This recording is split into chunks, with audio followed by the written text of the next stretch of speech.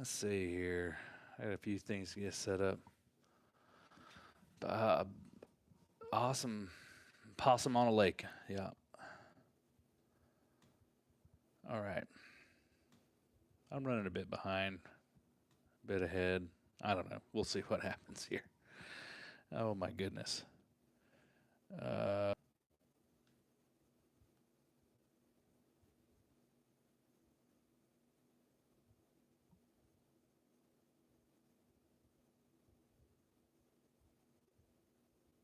All right. I get this set up so I can read your comments.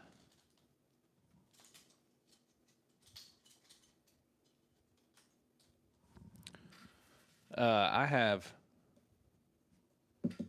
a wonderful glass of whiskey here. I'll say it's wonderful. I haven't tried it yet. Mr. Ian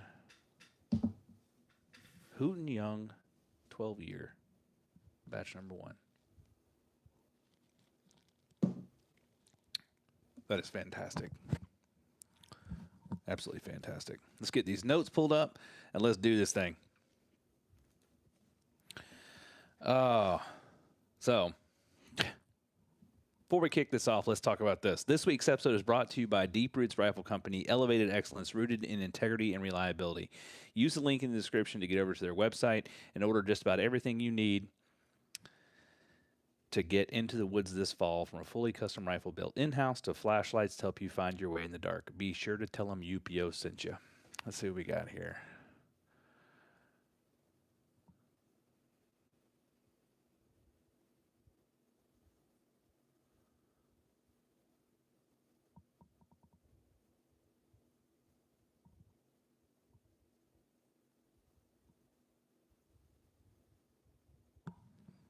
All right.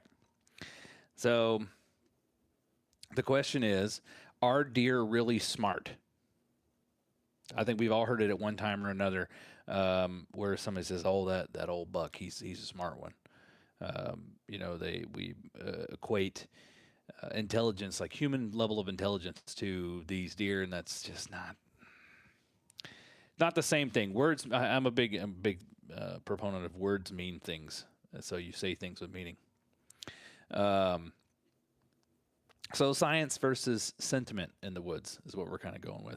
Every hunter's got that one story, the buck that vanishes the day before season, the one that somehow knew when you were in the stand, and it's all been said, that deer's smart. You hear it all the time. But what if we're wrong? What if a deer isn't smart? A deer aren't smart the way we think. They're just incredibly tuned to survive, which is what I tend to lean towards. So today we're digging into the science, the real peer-reviewed GPS collar, data-backed studies on whitetail deer behavior to find out whether whitetails are actually intelligent or if we're just giving instinct a human face. So we'll hit on the movement data from Penn State's deer forest study, scent conditioning experiments for the Michigan DNR, and predator odor avoidance research out of Purdue. We'll also talk about why we want to believe deer are intelligent and how emotion could cloud the way we talk about wildlife. We got to be careful how we talk about wildlife,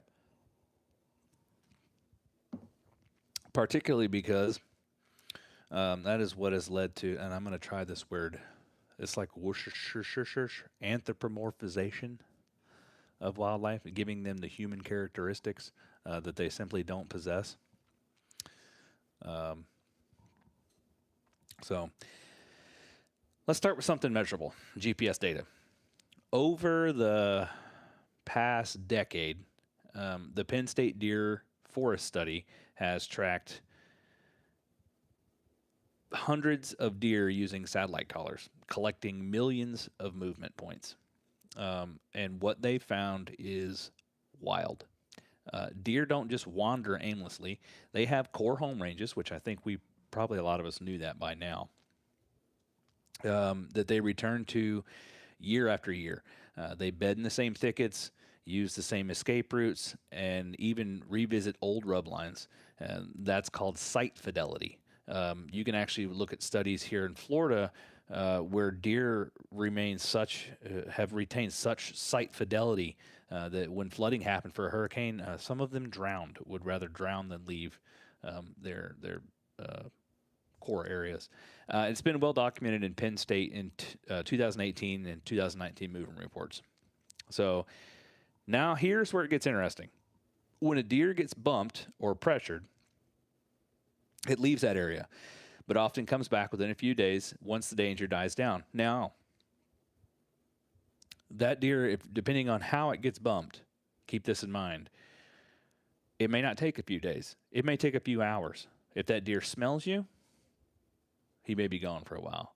If that deer heard something, he may return shortly or try to circle downwind. So best thing you can do right away if you bump that buck is stop, freeze, sit down, stay there, and watch your downwind side for that deer to circle back around. Give it a while because he may be picking up, moving around, and coming to figure out what bumped him out of his bed if he didn't see you, only heard you, or saw you, couldn't smell you, couldn't hear you, so on and so forth. So you never know. They often come back within a few days once danger dies down. They're not plotting revenge. They're reacting to risk and remembering safe ground. That's a form of spatial memory, not intelligence like ours, but learned behavior that keeps them alive. Deer aren't smart. They're scared. So the next time your camera goes cold for a week, just after you hunt a stand, don't panic. He didn't teleport to another country. He just hit pause until the world smelled normal again.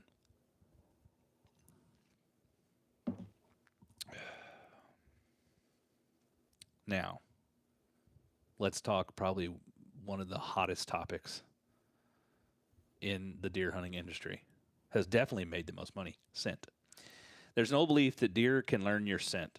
And while there's not a ton of controlled research specifically on human odor, we do have related data.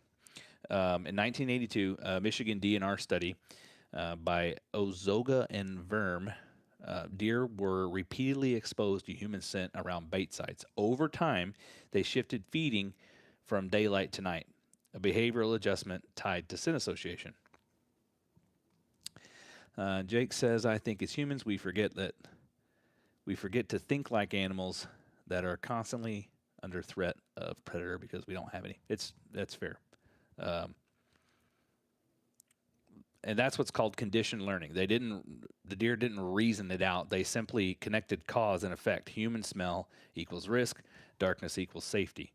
And deers, and this is another thing we don't think about as humans versus animals, their nose is so powerful. They can age a smell. They can tell what's fresh, what's not, where we just smell, I guess you could tell a fresh turd if you smelled one, but that's neither here nor there. A decade later, Swihart and Pignatello and Mattina, I'm sorry if I mispronounced any of those names, in 1991 ran a predator odor study published in the Journal of Chemical Ecology, and they sprayed coyote and bobcat urine on feeding sites, and deer avoided those areas dramatically more than control plots. That's measurable fear conditioning, the same kind of associative learning that we see in lab animals.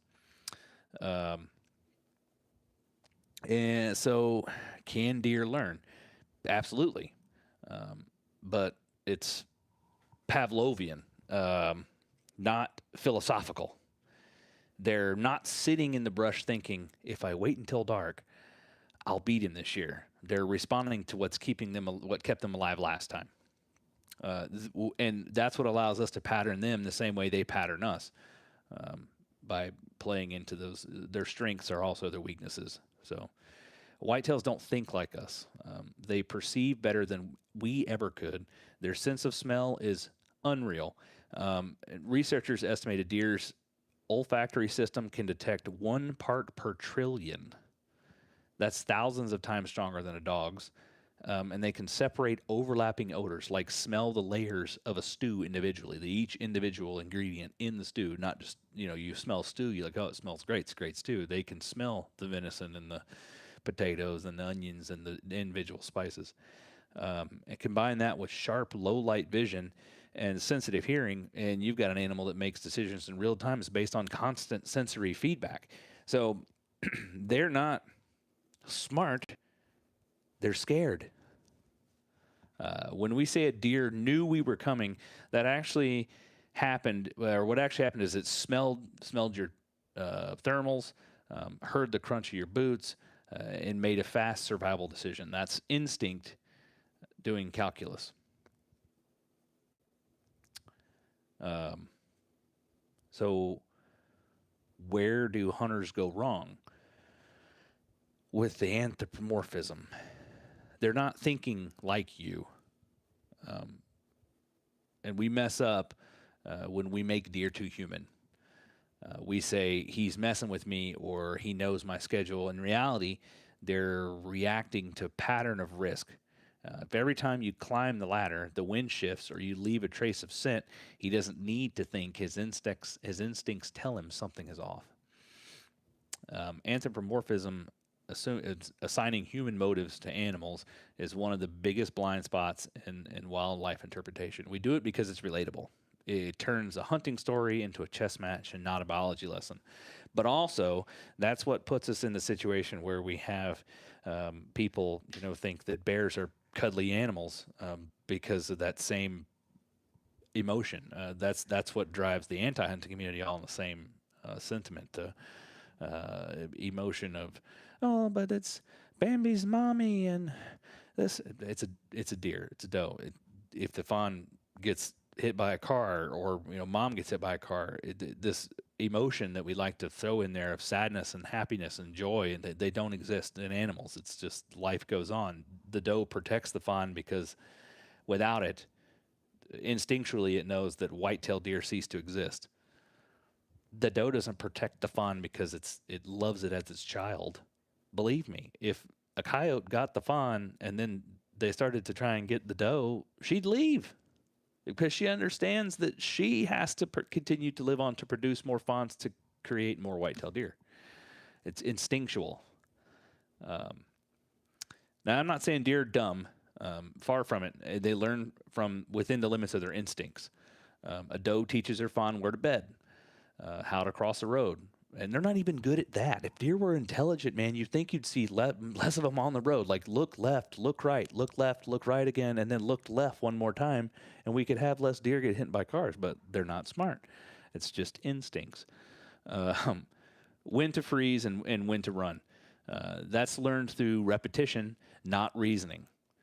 A mature buck that survived multiple seasons appears smart because every risk he faces has carved new habits into his behavior.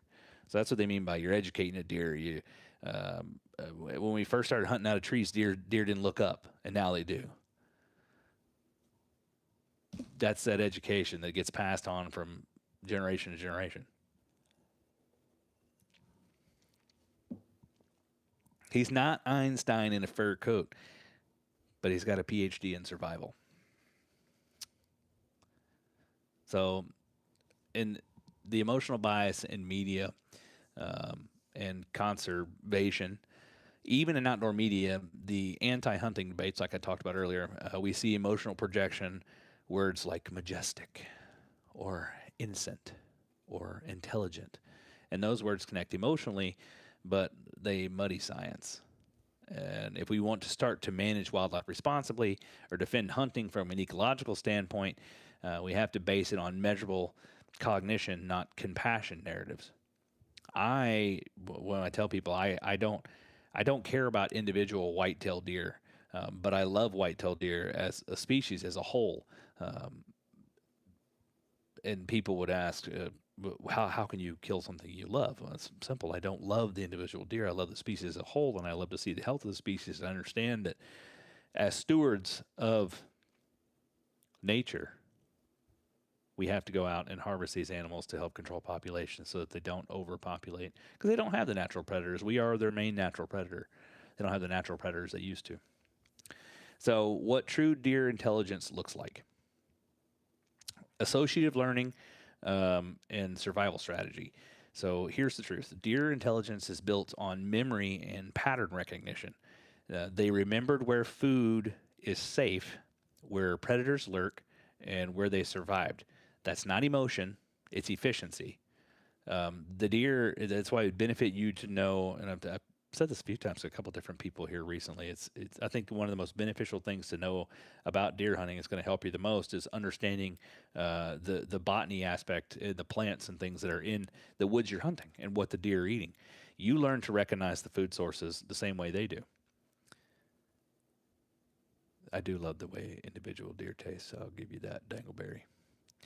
Um, you learn to recognize those food sources, and you learn to recognize what types of oak trees are dropping acorns, how their acorn crop is doing that year, and they'll kind of stay on that cycle. And you can move with the deer from food source to food source to food source, and then you're unstoppable at that point. They remember where food is safe, where predators lurk, and where they survived, and that's not emotion; it's efficiency. A mature buck doesn't know opening day; he knows the pattern of pressure. More scent, more noise, more movement, so he adjusts. Um, so here's another thing too: adaptation in urban areas and edge habitats. In Right, and what acorn they prefer. In urban areas, deer take the same learning and turn it into a survival art form. Studies from state wildlife agencies like Virginia's DWR managing whitetail deer in suburban environments in 2018 showed deer timing crossing with traffic lows, bedding behind shopping centers, and even feeding along retention ponds because no one bothers them there. That's not instinct, that's adaptation built on observation. So the takeaway is, so are deer intelligent? Yes, but not like us. They're not strategizing, they're learning, remembering, and adapting. And that's what makes them such worthy opponents for any hunter. Every move they make has been pressure tested by generations of survival. So those are things to think about when you're going to the woods. You don't want to further educate deer, but all the ones you have, they've been well educated up to that point. All the other deer you see, every deer you see come out has been well educated up to that point. That's why you see the young of the year come walking out before the doe does. They're young and stupid, but they'll learn. Somebody will miss. Somebody will get one of them. And then that furthers the pattern recognition. We had an old doe on a property we hunted in around Tifton, Georgia.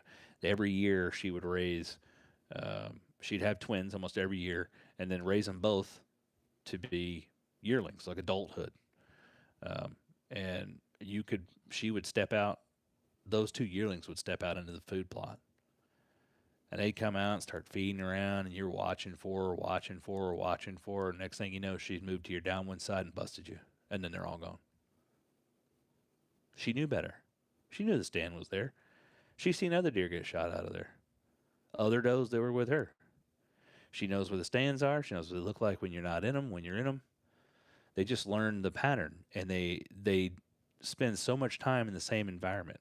Think about it like when you go to the grocery store. You go to the same grocery store all the time, and you know exactly where everything is, right? And then they go and they swap one aisle around. You notice.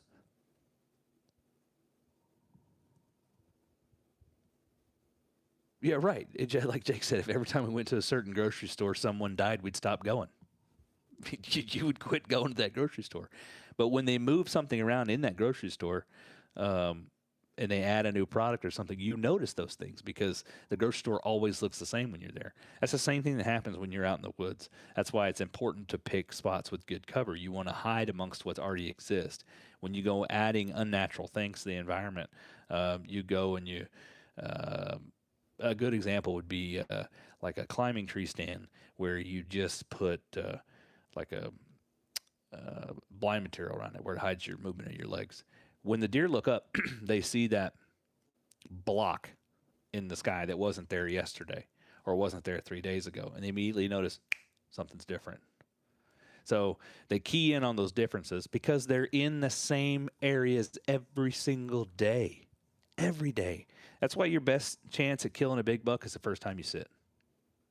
Your scent levels are at the lowest. So it's you take your time and you sit that spot. You pick the perfect time to sit that spot based on the pattern you can recognize for him coming and going on cameras.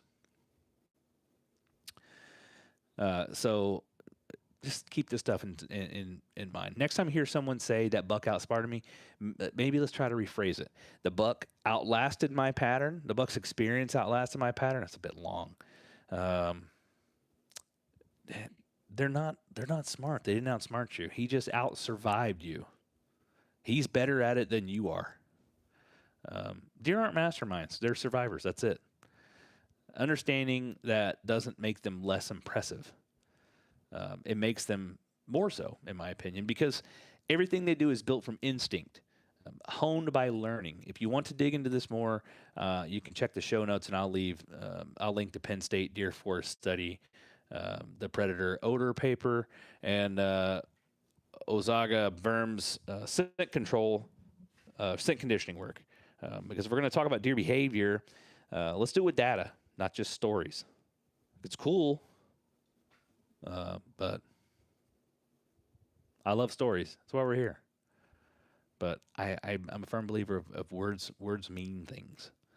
So I'll grab all these links and I'll put them down. I forgot to put them in the description earlier, but I can amend that after this is over with. And you guys can look at some of those studies. I have to see if I can find the one from South Florida a couple years ago. I talked to Lindsey Thomas about it at one point, and it's pretty good. It's a cool one. But I haven't looked at it in quite some time. So, but it is what it is, you know. Deer aren't stupid. Deer. That's another thing. You can't say they're stupid either. There is no quantifiable level of intelligence that we can place on them that's not from an emotional standpoint. They're survivors and they're good at it. They've been here for thousands of years. They fed our great-grandparents and our great-grandparents' great-grandparents. They've been here since the Mayflower landed on the eastern shore of the United States. We've been killing whitetail deer, and we almost killed them to extinction, but then hunters brought them back. So, and we kept them around. That's what we like. But I guess we'll catch you guys next week.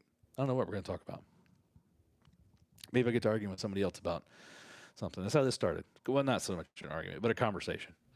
I sat there with Mr. Dangleberry here in the comment section talking about how deer aren't smart. And here he is, pops up. Genetic variance and disposition of animal matters as well as naturally cautious, skittish animals will last longer than predator. Yeah. Let me pull that back up one more time here where I can actually see it.